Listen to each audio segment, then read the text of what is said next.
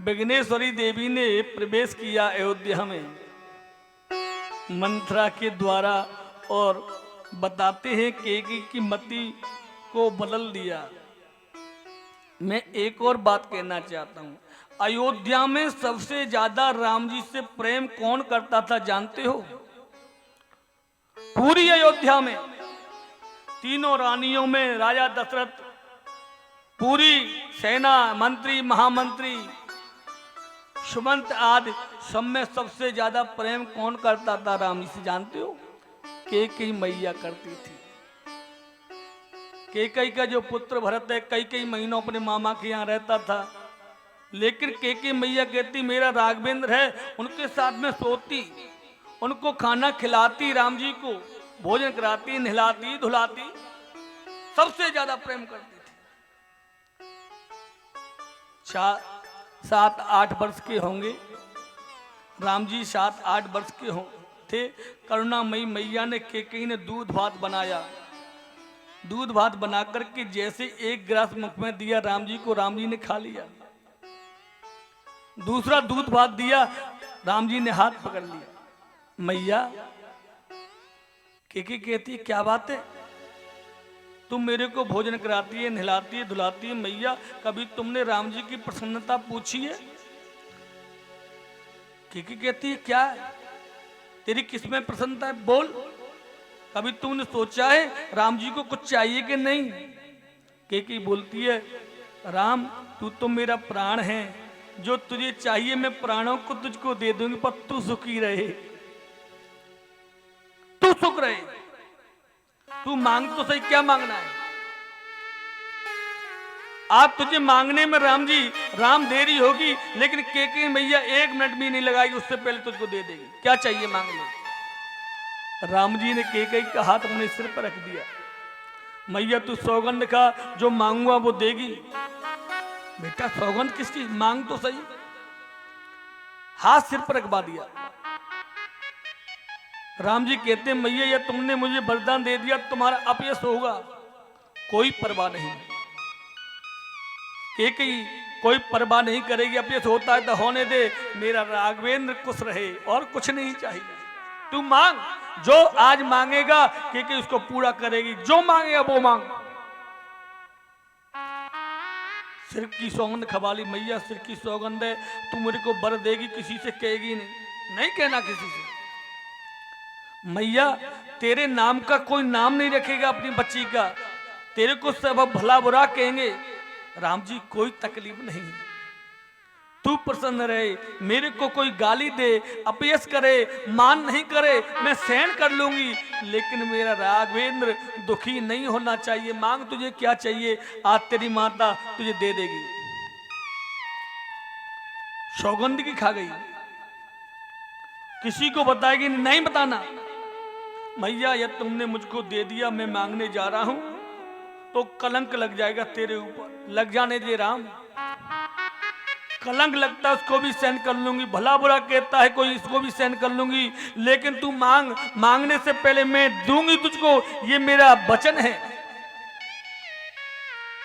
मैया यह तुमने मुझको दे दिया तो विधवा भी हो सकती हो, बेदब कारण भोग न हो सकती। जैसे बेदब कारण कहा एकदम स्तंभ हो गई। भारत की नारी इसमें तो सिरिज जाती। 1 मिनट के बाद नेत्र खोले मैया ने। राम जी कोई अपयश करता है तो करने दे, मेरे नाम से कोई थूकता है थूकने दे, मेरे नाम से कोई अमंगल करता है करने दे, मुझे कलंक लगता है तो लगने दे, यदि मैं विधवा भी हूं तो हो जाऊं, लेकिन राम तू खुशी बनी रहे, तेरे को मैं देने के लिए तैयार, मांग ले। यदि मैं विधवा भी हो जाऊं तो भी सहन कर लूंगी, लेकिन तू खुश रहे, तू जो मांगेगा आज कैकेयी वो पूरा करेगी। भैया एक समय ऐसा आएगा विवाह के उपरांत, एक तू ही मैया ऐसी है जो मेरे को दे सकती है। मुझको जंगल में जाना पड़ेगा, वहां पर बहुत सारे ऋषि मेरी दर्शन की प्रतीक्षा कर रहे हैं। मतंग ऋषि की शिष्या सबरी मेरा इंतजार कर रही है, सर्वांग नाम के ऋषि के हड्डी हड्डी सूख गई हैं, सब मेरा इंतजार कर रहे हैं दर्शन के लिए। एक समय ऐसा आएगा कि पिताजी में तुम्हारे एक वचन है, एक पिताजी का एक तुम्हारा दो वचन है। पहले वचन में तुमको मांगना होगा, एक वचन में तुम मांगना मैया मेरे को 14 वर्ष का वनवास मांग ले, मैं वनवास जाना चाहता हूं। जैसे ही कहा वनवास, हाथ उठा लिया, नहीं देती, लौटा ले, नहीं दूंगी। अरे राम, मुझे अमंगल भी मंजूर है, अपयश भी मंजूर है, कोई भला बुरा का ये भी मंजूर है, यदि निर्वाह हो जाऊं ये भी मंजूर है, लेकिन तुझको मैं अपने नेत्रों से दूर नहीं भेजूंगी, तुझको बिल्कुल भी नहीं भेज सकती, वन में तो बिल्कुल भी नहीं भेज सकती। तू है मेरा प्राण है, या प्राणों की आवश्यकता पड़े तो एक मिनट में दे देगी, लेकिन जंगल नहीं भेजेगी। मैया तूने सौगंध खाई है और कहा है किसी से नहीं कहेगी तू। अरे राम, दूसरा वचन मांग ले, मैं नहीं दे सकती। मैया तूने मेरे सिर की सौगंध खाई है। एकदम मैया धड़ाम से गिर जाती, राम मेरी नजरों से दूर हो जा। उसी दिन से के दूर दूर रहने लगी राम जी से। कहीं वो समय आया और मैंने मांग नहीं पाया, कहीं मेरी छाती फट गई तो मेरे राम का वरदान झूठा हो जाएगा। एकदम दूर दूर रहने लगी। संतों ने केकई का नाम त्याग मूर्ति केकई कहा है। आज वो समय आ गया, दो वरदान राजा दशरथ से मांग लिए। एक वचन में मांगा भरत को राज्याभिषेक, दूसरे वचन में मांग लिया 14 बरस राम वनवासी, 14 वर्ष के लिए राम को वन में भेजना। आज मैया ने मांग लिया, हृदय अपना कठोर कर दिया। 1 मिनट में ही राम जी ने कुबेर जैसी संपदा को छोड़कर लक्ष्मण को साथ में, जानकी मैया को साथ में लेके चल दिए। सभी लोग अयोध्या के उसके पीछे पीछे जा रहे हैं। सुमंत जी उनको छोड़ने के लिए जा रहे हैं। तबसा नदी के किनारे सोते हुए सबको छोड़ के आगे बढ़े। निसारात गुहत मैत्री हुई, रात्रि भर बैठ के लक्ष्मण से संवाद हुआ।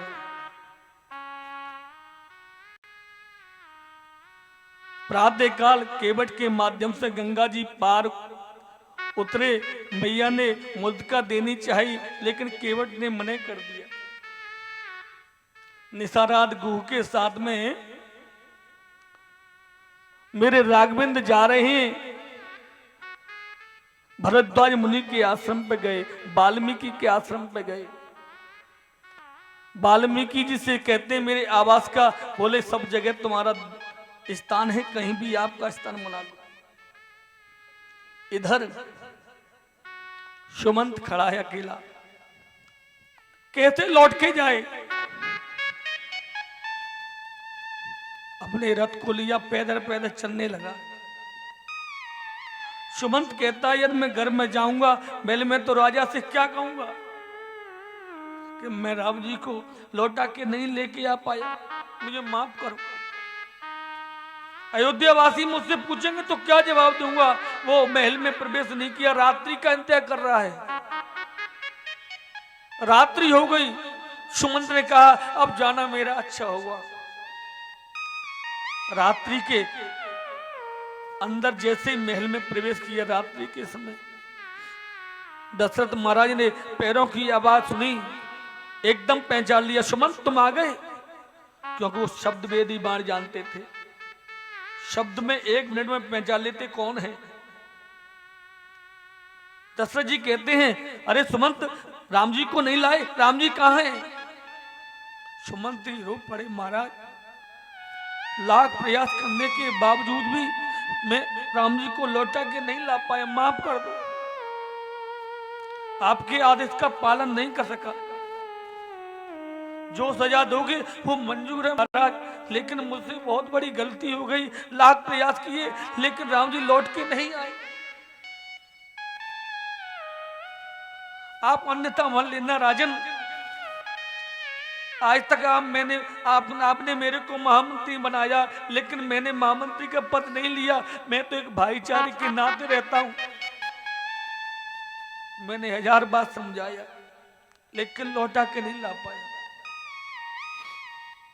दशरथ जी शांत हो गए कि राम राम कही, राम कही, राम राम कही राम, तन पर हरे रघुवर बिरहु, राहु गयो सुरधाम। एक ही में राम जी की राम राम करते करते और दशरथ जी का प्राणांत हो गया। 6 दिन हुए थे राम जी को जाए, 6 बार ही दशरथ जी ने राम राम कहा। भरत को सूचना मिली, मामा के यहां से बुलाए गए। उन्होंने दशरथ जी के, दशरथ महाराज के शरीर के संस्कार किए। पता चला मेरी माता की वजह से राम जी को वनवास हो गया। कौशल्य मैया के पास में भरत जी आए, हजारों सौगंध खाता हूं मैया, मेरा कोई मंतव्य नहीं था, क्योंकि अयोध्या वाले कह रहे थे शायद कैकेयी और भरत का कोई मिलना तो नहीं हो गया, कोई प्लान तो नहीं है इनको वन भेजने के लिए। हजारों सौगंध खाई भरत जी, मैया हजारों सौगंध खाता हूं, मेरा कोई मंतव्य नहीं था। कैकेयी के पास आते हैं, कैकेयी माँ तुम माँ कहलाने की योग्य नहीं है, मेरे राम से मुझको विमुख कर दिया, तेरे मन में ऐसा आ कैसे गया, मुझे बुला लिया होता कि जाके प्रिय न राम बेदेही,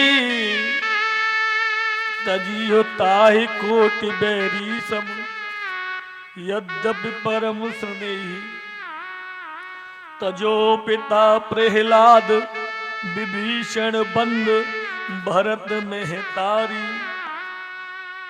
उसी दिन से एक बार में कैकेयी से मैया नहीं कहा भरत ने, तू मैया नहीं, आज के बाद मैया कहना उसे बंद कर। संस्कार पूरे होने के बाद में राम जी के पास में जा रहे हैं, आबाल वृद्ध वनिता सबको इकट्ठा करके सीधे जा रहे हैं। राम जी के पास में पहुंचे, राम जी ने कहा आइए भरत। भरत ने कहा भैया 2 प्रश्न करना चाहता हूं, आपको लेने के लिए नहीं आया हूं, 2 प्रश्न करना चाहता हूं, उसके जवाब दो। पहला, आप वन में क्यों आए? राम जी ने कह दिया मैया की आज्ञा हुई इसलिए आ गया। क्या आज्ञा हुई? कि 14 वर्ष के लिए वनवास। रघुकुल का नियम क्या है? दूसरा प्रश्न है। रघुकुल रीत सदाचर आई, प्राण जाए पर वचन न जाई। तो मैया ने पहला वरदान क्या मांगा? पहला वरदान मांगा कि भरत को राज्य से, और दूसरा वरदान मांगा राम जी को 14 वर्ष का वनवास। तो तुमने रघुकुल के अनुसार पहला वचन मैया का पूरा होने चाहिए था, आपने वो पूरा क्यों नहीं किया? आपने दूसरा वचन पहले पूरा कर दिया। क्यों किया? क्योंकि राम जी जानते थे यदि भरत को राजा बन गए, यदि भरत राजा बन गए, कोई भी राजा बनता है, कोई भी मंत्री बनता है तो पहले संभाषण करता है। आप लोगों को प्रणाम करता हूं, अयोध्या वासियों को प्रणाम करता हूं, आपने मुझको राजा के रूप में स्वीकार किया है। राजा का वचन शिरोधार्य है, सबको मानना पड़ेगा, सबको मानना चाहिए। आज से मैं तुम्हारा राजा हूं और मेरा आदेश ये है मैया के दूसरे वचन को खारिज किया जाए। और दूसरा आदेश ये है जितना भी राज्य मैंने लिया है मैं राम के चरणों में अर्पण करना चाहता हूं। राम जी कहते मैं जानता था कि यदि भरत राजगद्दी पे बैठ गए तो मैं वनवास नहीं आ पाऊंगा, ऋषियों को दर्शन नहीं दे पाऊंगा। राम जी बोले देखो भरत जी, मेरी जो आगे की यात्रा है उसमें आप पहाड़ मत बनो। आप तो जानते हैं, घर जाइए, सबको देखना। चरण पादुकाओं को लिया, भरत जी लौट गए। अयोध्या के बगल में नंदीग्राम बना लिया, गुफा बना ली, अंदर रहने लगे। राम जी 14 वर्षों तक इंतजार करूंगा, एक भी दिन ज्यादा नहीं होना चाहिए। चरण पादुका को लेकर सिंहासन पर रख दिया राज्य के लिए।